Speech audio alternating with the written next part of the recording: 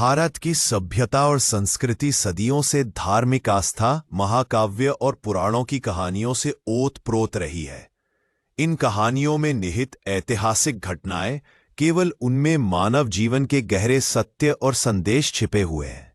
इन्हीं कथाओं में से एक है द्वारका नगरी का डूबना। द्वारका केवल एक नगर नहीं था, बल्कि यह स्वयं भगवान श्री कृष्ण की कर्मभूमि और लीला स्थली थी।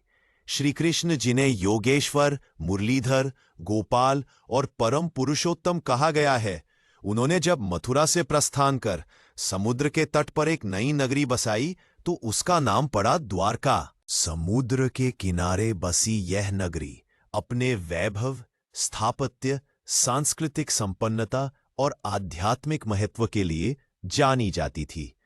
किंतु समय बीतते ही यह नगरी समुद्र की लहरों में समा गई।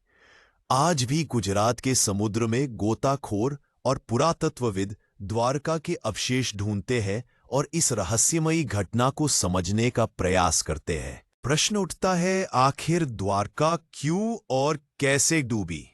क्या यह केवल एक धार्मिक कथा है या इसके पीछे कोई वैज्ञानिक और ऐतिहासिक आधार भी है?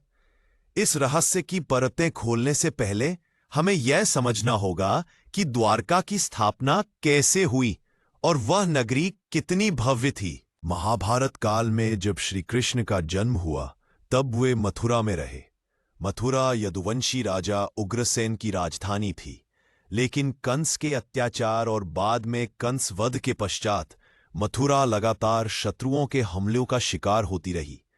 विशेषकर जरासंध, जो मगध का राजा और कंस का ससुर था, उसने बार बार मथुरा पर आक्रमण किए। इतिहास और पुराणों के अनुसार जरासंध ने मथुरा पर 17 बार आक्रमण किया और हर बार कृष्ण तथा बलराम ने उसे पराजित किया। लेकिन हर युद्ध के साथ मथुरा की जनता का जीवन संकटग्रस्त होता गया। मथुरा, जो गंगा यमुना के मैदान में बसी थी, चारों ओर से आक्रमणकारियों के लिए खुली और असुरक्षित थी।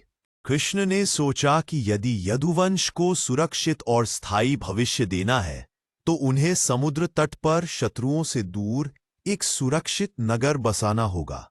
इसी विचार के परिणाम स्वरूप उन्होंने समुद्र तट पर द्वारका बसाने का निर्णय लिया।